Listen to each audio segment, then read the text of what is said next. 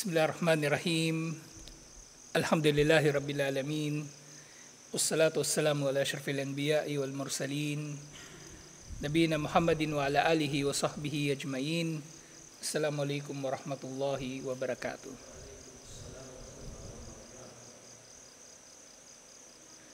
So inshallah al-qiyamatus sugra, at tatalakay na nga natin yung maliliit na mga tanda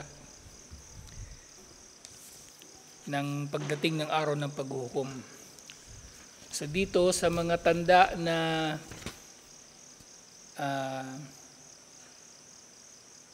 nangyari na at patuloy na nangyayari o kaya nangyari na at maaring maulit. Okay, kasi itong mga asyaratus saa as-sugra, yung maliliit na mga tanda ay hinati sa iba't ibang bahagi. Una, yung mga bahagi ng mga tanda na nangyari na. Mga tanda na nangyari na. Pagdating ni Propeta Muhammad sallallahu alaihi wasallam at ang kanyang kamatayan, yung pagkakahati sa buwan, at yung apoy sa Hijaz na napag-alaman natin na volcanic eruption pala, at ang hindi na pangongolekta ng jizya at kharaj ng mga bansang Muslim. Tapos ngayon tinatalakay natin mga tanda na nangyari na pero maaring patuloy na nangyayari, o nangyari noon at mauulit pero maaring putol-putol, kumbaga hindi siya patuloy na nangyayari. At syempre meron pa ring mga tanda na hindi pa nangyayari. So dito nga, katulad na banggit natin kahapon, kagabi, yung pagkakaroon ng mga ilog at mga taniman sa Jaziratul Arab, inilista rito ni Sheikh Omar Al-Ashkar sa mga tanda na hindi pa nangyayari. Dito sa chapter, sumunod na chapter na niya binanggit. Pero alam natin ngayon na ito ay nangyayari na. Alam natin ngayon na ito ay nangyayari na. At pagkatapos ito ay malalaking tanda. So nababanggit ito sa malalaking tanda, syempre si Dajjal, si Isa alayhis salam, Ya'juj wa Ma'juj, at kabilang sa mga huling mangyayari, yung pagsikat ng araw sa kanluran, at iba pang mga bagay. So ngayon, do sa mga tanda na nangyari na noon at maaring patuloy na nangyayari o paulit-ulit na mangyayari, ang unang nababanggit, yung mga digmaan na kinasangkutan ng mga Muslim. Pangalawa, yung mga huwad na propeta. At ngayon pangatlo na simulan na natin last week, yung mga fitan o mga kaguluhan. Mga fitna o kaguluhan sa konteksto ng kaguluhan, ibig sabihin magkakagulo, may mamamatay. O kaya fitna ng paglaganap ng mga syubuha, mga pagdududa o kamalian sa relihiyon. At syempre pagkalat ng kasamaan, pagkalat ng bisyo, pagkalat ng musika, pagkalat ng iba't ibang kahalayan, kalaswaan, lahat yun ay napapaloob sa fitna, sa mga fitna. So nabanggit natin nung nakaraan, yung hadith na napakahaba na nangaral si Propeta Muhammad sallallahu alaihi wasallam. Mula Fajar hanggang Maghrib. Mula Fajar hanggang Maghrib, siya ay nangaral. At sinabi nga, wala'alla hadal maqam huwa alladhi dakarahu Hudhayfa bin al-Yaman. At maaring itong pagtayo na ito ni Propeta Muhammad sallallahu alaihi wasallam, ito rin ang binabanggit ni Hudhayfa bin al-Yaman doon sa kanyang sinabi, fakatabita anhu annahu qal, naiulat mula kay Hudhayfa bin al-Yaman. Iniulat ito ni Imam Muslim doon din sa sa Kitabul Fitan. Qama fina Rasulullah sallallahu alaihi wasallam maqaman, tumayo daw si Propeta Muhammad sallallahu alaihi wasallam at nangaral. Ma taraka shay'an yakunu fi maqamihi dhalika ila qiyamis sa'a. Wala siyang hindi binanggit na anumang bagay. Kumbaga, lahat sinabi niya tungkol sa anumang mga mangyayari hanggang sa magsimula ang pagdating ng araw ng paghuhukom. Walang anumang bagay illa haddatha bihi. Walang anumang bagay liban na lamang na binanggit ito ni Propeta Muhammad sallallahu alaihi wasallam. Hafidahu man hafadahu, nakabisado ito ng sino mang nagawang makapagkabisado nito. Kasi napakahaba nun. Kumbaga mula Fajar hanggang Maghrib, napakahabang lecture nun, ilang notebook. Kung yung kambal mahilig magsulat ng notebook, ilang notebook yung mauubos nila dun. So napakahaba at nakabisado ng ilan, syempre yung ilang mga bahagi nito at maaring yung marami sa mga ulat tungkol sa fitan ay nanggaling din mula sa pangyayari na ito na nagkahiwa-hiwalay lang ang riwaya o pagkakaulat. So hafidahu man hafidahu, hafadahu man hafidahu, nakabisado ng sino man ang nakabisado niya, wa nasiyahu man nasiya. At syempre nakalimot din ang mga nakalimot dito. May mga nakalimutan din sila. Qad allamahu ashabi haula. At itong mga bagay daw na ito na narinig nila mula kay Propeta Muhammad sallallahu alaihi wasallam, merong ilan nga na nakakabisado at nalaman nila ito. Wa innahu la yakunu minhu shay' qad nasituhu fa arahu fa adkuru. So merong ilang mga kasama ni Propeta Muhammad sallallahu alaihi wasallam na makakalimutan nilang ilang bagay pero mapapaalalahanan sila tungkol dito. Kamayad kuro rajulu wajhar rajuli kad gaba anhu. Katulad na kung paano maaalala ng tao ang isa pang tao na matagal niyang hindi nakita. So maaring hindi nga nila nakabisado lahat pero maalala nila kapag napaalalahanan sila tungkol dito. O kaya ay maaring mangyari kapag nangyari ang mga ito ay naalala nila ito. Thumma idha ra'ahu arafa. Na kapag nakita nga nila ito ay naalala nila ang sinabi ni Propeta Muhammad sallallahu alaihi wasallam tungkol dito. Wa ba'da hadhihi al-fitan shadidatun mudlimatun wa minha khafif. Ang ilan sa mga fitna na ito na binanggit ni Propeta Muhammad sallallahu alaihi wasallam ay matitindi at ang ilan naman ay banayad. Pero pare-pareho itong fitna. Maaring banayad, tinukoy siya na banayad, mahina dahil walang pagkamatay o pagkalagas ng buhay ang naganap. Pero syempre ang lahat ng fitna ay fitna. Kailangan pangilagan. Okay, hindi porke yung fitna ay hindi nangangahulugan ng direktang pagkamatay o walang napapaloob dito na direktang pagpapatayan ng mga Muslim, hindi na natin ito iwasan, hindi, iwasan pa rin natin ito. Bawa isipin ng tao, mambababae na lang siya kasi yung fitna ng pambababae, wala namang namamatay daw. Sino nagsabing walang namamatay dahil sa pambababae? Paano yung pagkamalaman ng tatay na niloloko mo yung anak niya, di baka mapapatay ka? O yung babae na kumbaga niloloko mo, may asawa pala, at iba't iba pang mga katulad nito. Lahat ng fitna ay patungo sa malaking kasamaan. Fitna man niya ng bisyo bilang halimbawa. Ang paglaganap ng alak bilang halimbawa. Ang alak, sasabihin ng tao, wala namang pinipinsala yung lasenggo kapag siya ay lasing.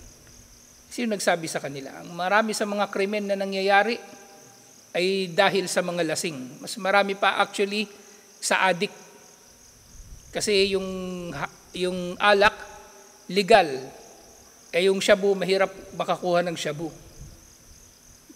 Sa statistics, actually mas maraming krimen ang nagagawa ng lasing.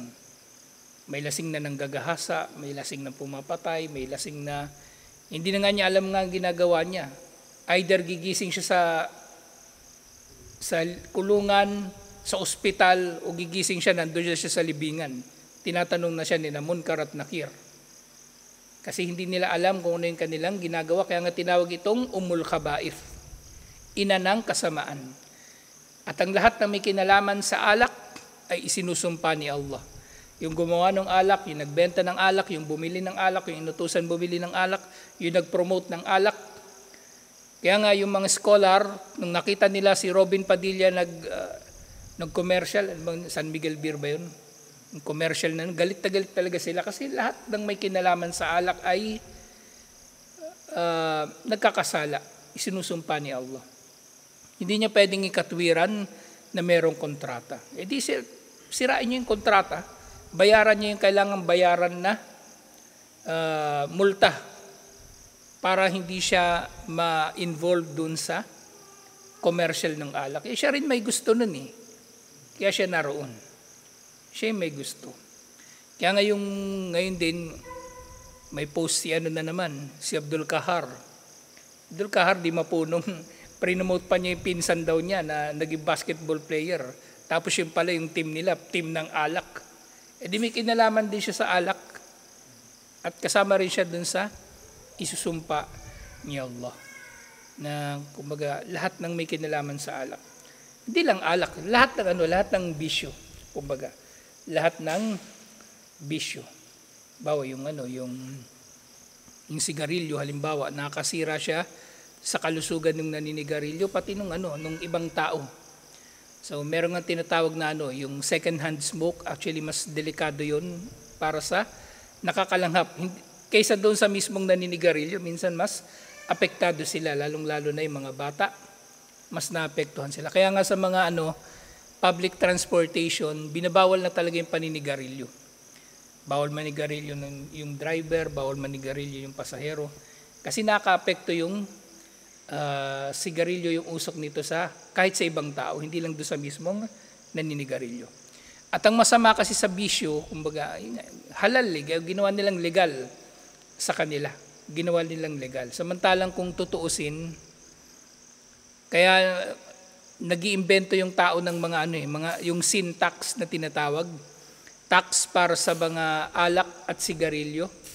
Kasi sa totoo lang, napakalaki ng gastos ng gobyerno sa mga may cirrhosis, sa mga may emphysema, sa mga may lung cancer dahil sa alak at sigarilyo. Napakalaki ng gastos nila dyan. Kaya binabawi nila doon sa pagpapataw ng malaking buwis sa alak at sigarilyo. Pero kulang yun. Kulang yun. Eh kung ipagbawal na lang nila ng tuluyan, di mas madali pa, mas malaki yung matitipid ng gobyerno.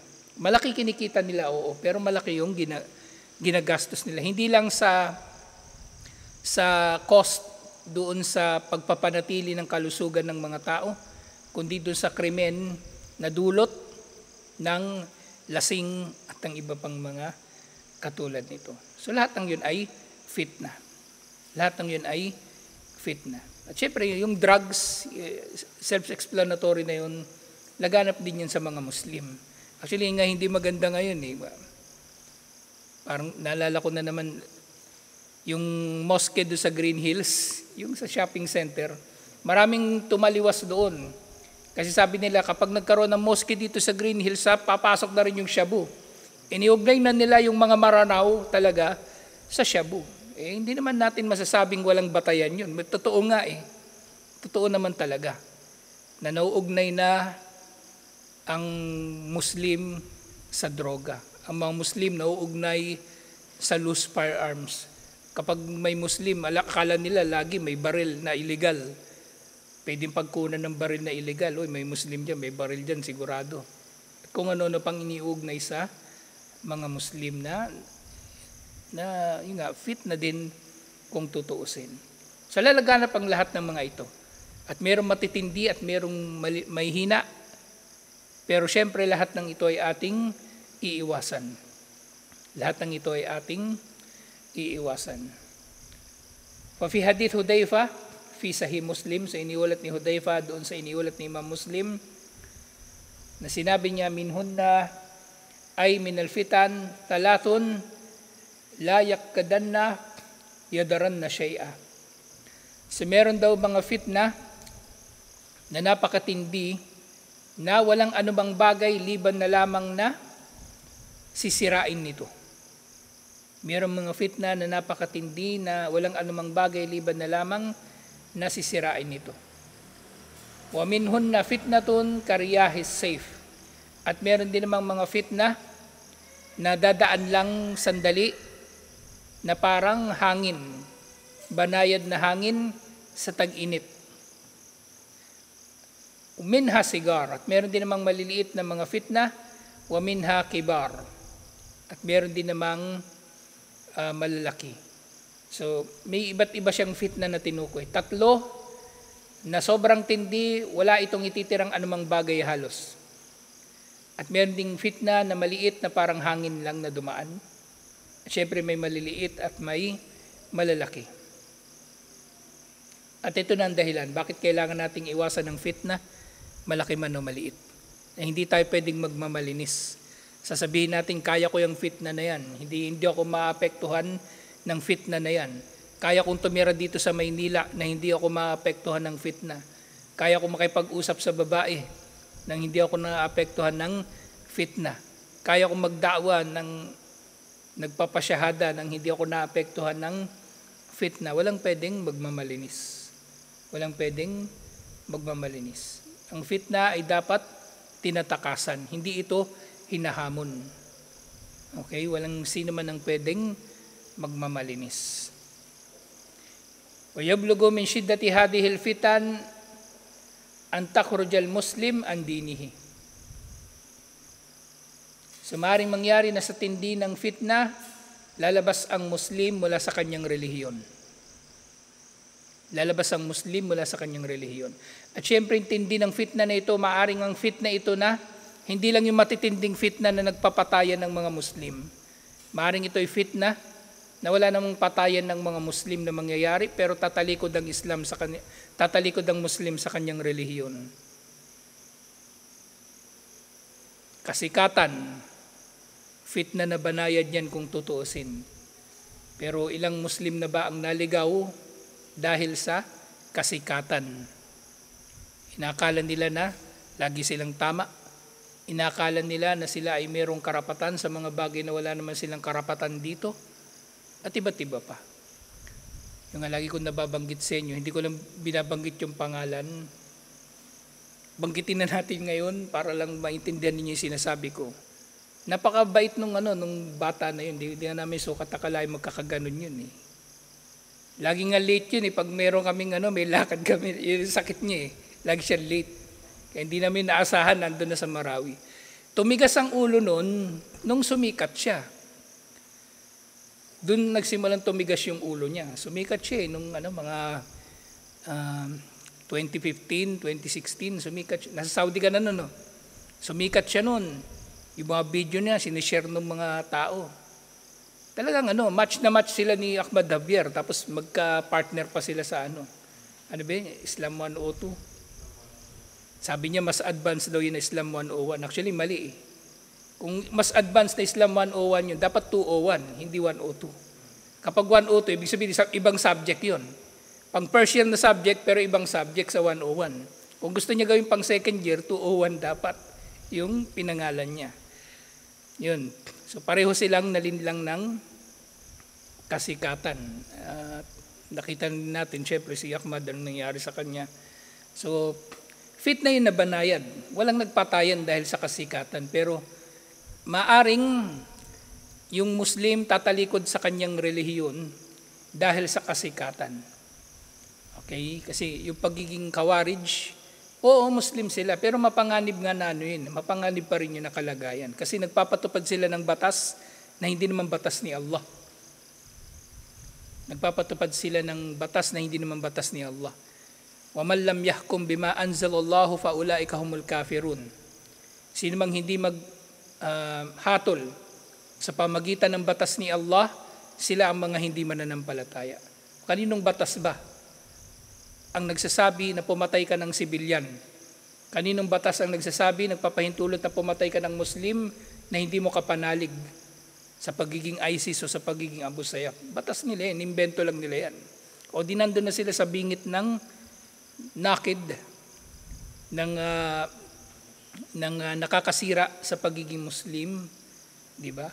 O si Ahmad Javier, kulang na lang, gawing santo yan eh. Kulang na lang, inintay ko lang talaga, pagtayuan ng rebulto yan ng mga, mga tagahanga niya. na nasobrahan ng paghanga sa kanya. So, banayad siya, pero matinding epekto na maaring tatalikod ang tao sa kanyang relihiyon. So nababanggit natin yung mga sila, hindi para siraan sila kasi ang karangalan ng patay ay pinangangalagaan natin katulad ng paano natin pinangangalagaan ang karangalan ng buhay. Kasama siya doon sa mga maqasid syariah, sa mga layunin ng syariah na mapangalagaan. Di ba pinangangalagaan natin yung relihiyon, buhay, yaman, pag-aari, salinlahi at dangal ng tao, musliman o hindi muslim, buhay man o patay. Pero may malaking aral na makukuha mula sa kanila. Hindi tayo di ba natututo tayo dapat sa pagkakamali. Ang matalino, sabi nga, ang matalino natututo sa sarili niyang pagkakamali. Pero ang mas matalino, yung natututo sa pagkakamali ng iba. Mas matalino yun. Kasi hindi niya kailangan daanan yun para matutunan. Nakita na niyang dinaanan ng iba. So, iiwasan na niya. So, may talaga. May mapanganib talaga ang kasikatan. Mapanganib ang kasikatan. So, nga, sa isa pang hadith na inulat naman ni Abu Hurairah, ito ay mula dun sa Sahih al-Jami' as-Sagir ni Sheikh Al-Albani rahimahullah. So sinabi ni Propeta Muhammad sallallahu alaihi wasallam, badiru bil a'mali fatanan kakat il-layli al-mudlim.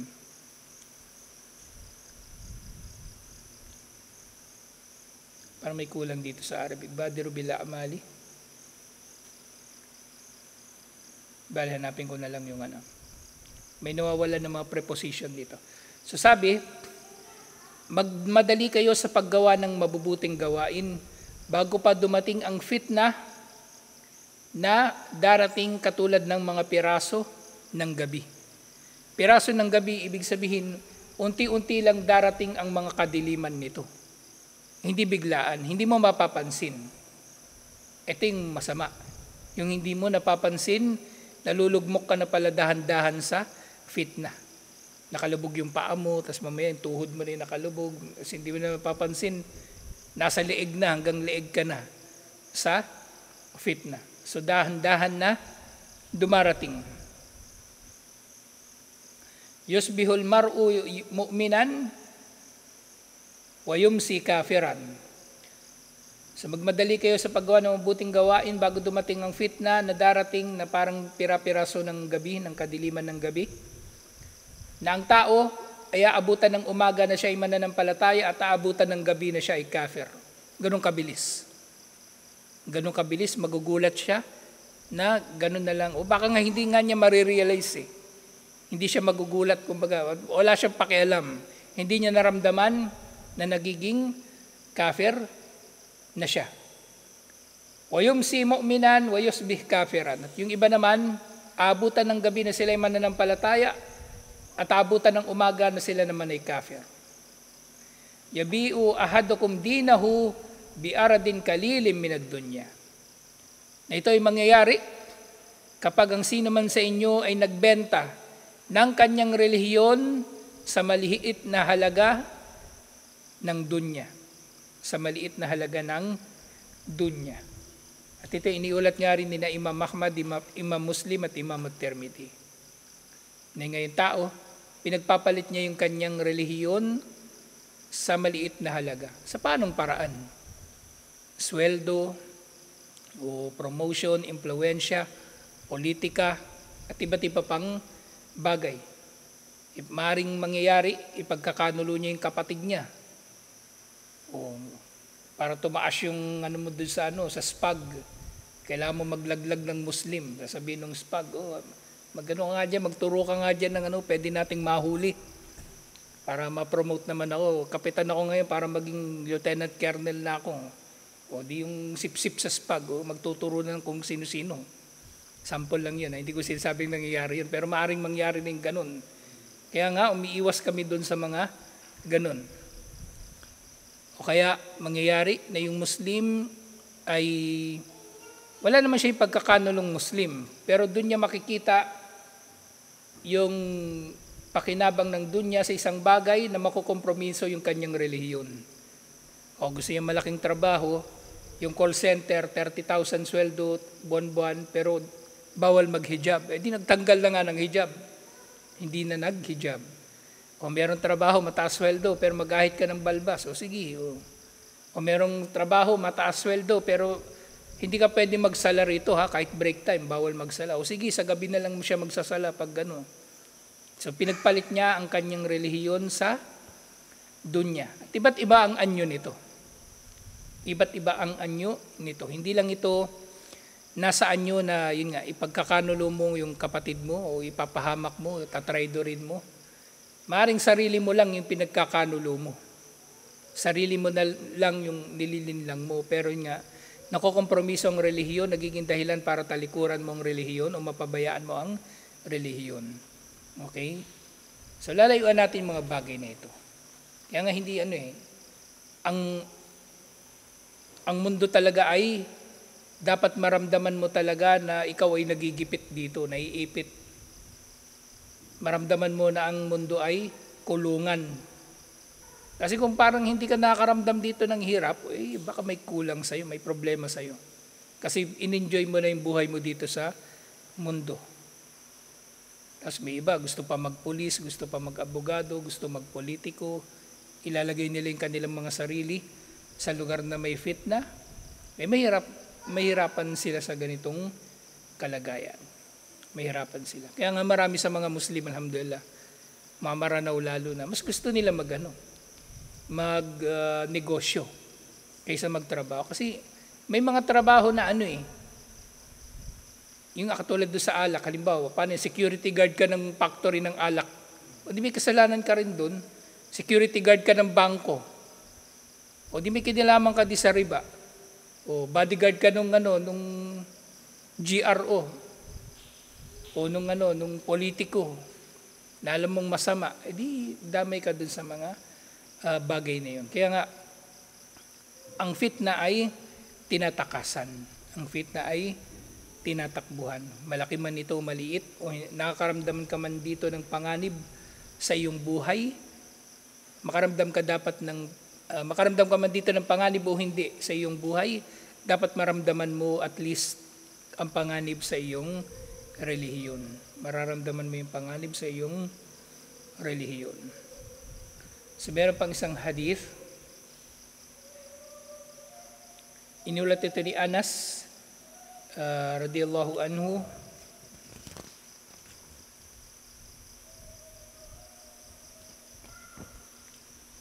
Inulat ito ni Imam At-Tirmidhi.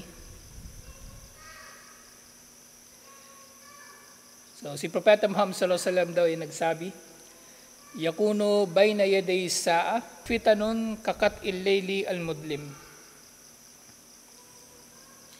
Darating bago dumating ang araw ng paghuhukom ang mga fitna na darating na parang pira-piraso ng gabi. Pira-piraso ng kadiliman ng gabi. Ibig sabihin nga, dahan-dahan itong darating, hindi biglaan. Hindi katulad ni Dajjal na nandiyan na siya biglaan na lang. So ito ay dahan-dahan na darating. Yusbihur rajulu mu'minan, may tao na aabutan ng umaga na siya ay mananampalataya, o yumsi kafiran, at aabutan siya ng gabi na siya ay kafir. O yumsi mu'minan, o yusbih kafiran, at maaaring aabutan siya ng gabi na siya ay mananampalataya, at aabutan ng umaga na siya ay kafir. Yabi'u aqwamu dinihim bi'aradim minad dunya. Ay pinagbibili nila o merong mga tao, kumbaga yung mga maapektuhan nito yung mga tao, na ibinibenta nila ang kanilang relihiyon sa maliit na halaga. Pinagpapalit nila ang kanilang relihiyon sa maliit na halaga. Na lahat ng ito ay mga pagpapakita nga ng fitna. Maraming iba't ibang anyo.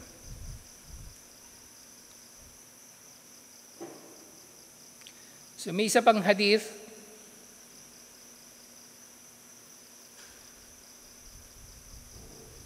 وَيَبْلُغُ ثَقْلُ هَذِهِ الْفِتَنُ وَشِدَّتِهَا عَلَى الْمُسْلِمِ an yatamanna al-maut wa yarjuhu kay yatakhallasa min al-bala.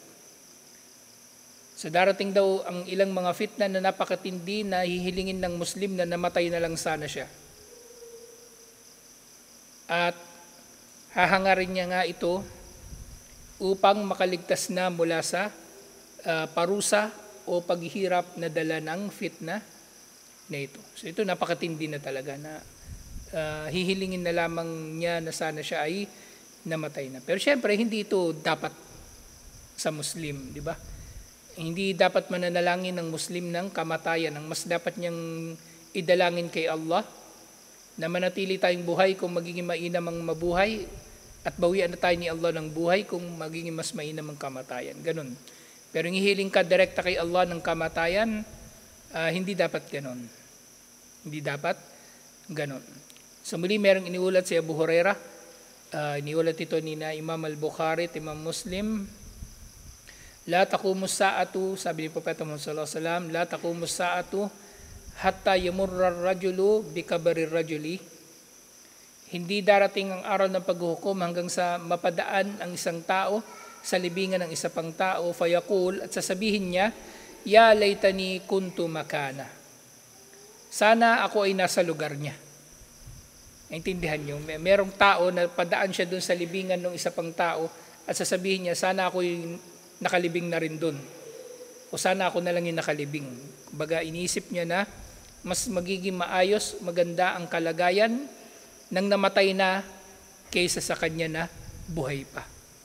At dito maaring ang makakaisip lang nito syempre yung matinong Muslim, yung matalinong Muslim na nalalaman niya na maaring habang nabubuhay pa siya ay mas madaragdagan ng kaguluhan o kaya mararamdaman niya na nanganganib ang kanyang relihiyon. Kaya mas gugustuhin na lamang niya na mamatay na lang nang sa gayon ay mananatili siya doon sa kanyang antas ng pananampalataya na maaring masusubukan sa palala na sitwasyon o kalagayan ng mga Muslim, ng mga mananampalataya.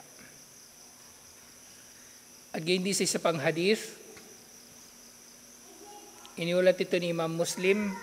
Sinabi ni Propeta Muhammad sallallahu alaihi wasallam, walladhi nafsi biyadihi la tadhabud dunya hatta yamurra ar-rajulu alal kabri fayatamarragu alayhi. Hindi darating ang araw ng paghuhukom hanggang sa mapadaan ng isang tao sa libingan at mapapatigil siya sa libingan na ito. Mapapatigil siya sa libingan na ito, fayatamarragu alihi. Kumbaga, gusto na niyang itapon yung sarili niya doon sa hukay.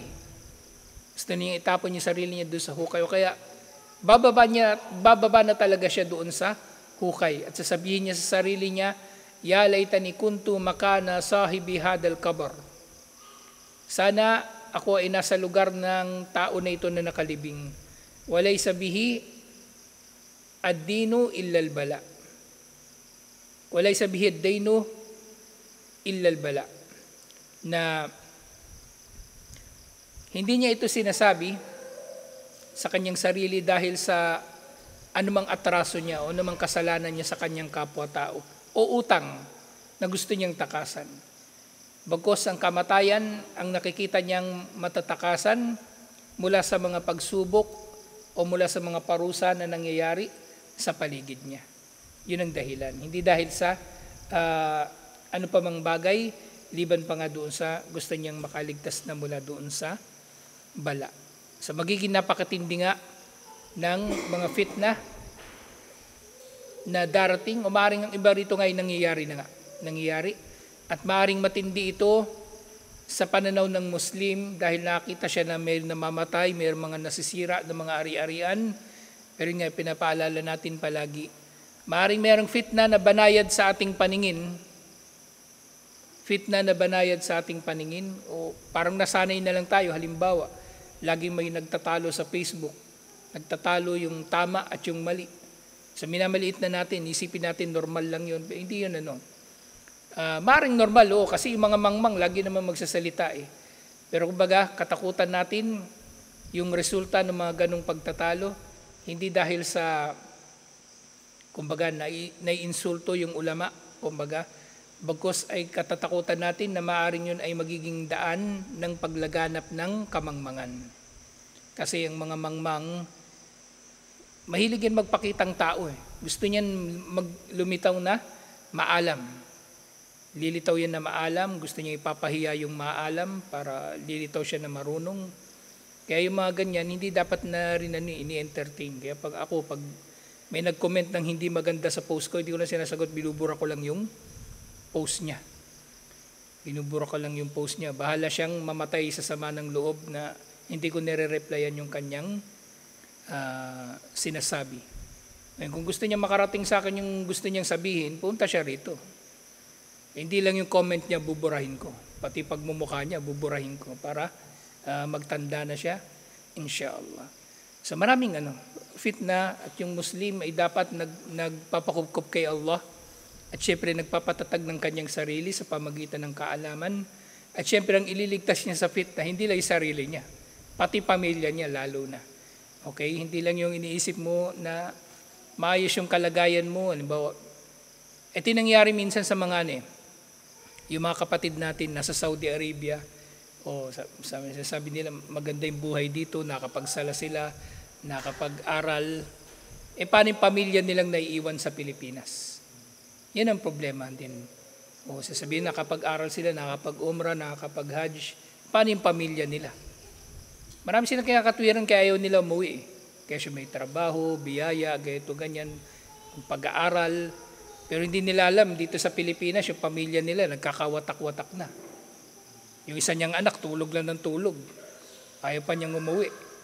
Dapat, ililigtas din ng tao, yung pamilya niya, hindi lang yung sarili niya. Inshallah. Maraming fitna. At matatalakay natin lahat ng mga pangkalahatang mga katangian nila. Inshallah. Kasi mahaba yung yung naging pagtalakay dito tungkol sa mga fitna. Alhamdulillah. Halos kalahati nung natitirang bahagi dito. Actually, buo pala kasi kahit pagdating ni Dajjal, fitna pa rin yun eh. So yung natitirang bahagi ng libro na ito ay puro na tungkol sa mga fitna o mga kaguluhan at pagsubok. At mainam na makilala natin, inshallah. So tutuloy natin ito next week. Assalamualaikum warahmatullahi wabarakatuh.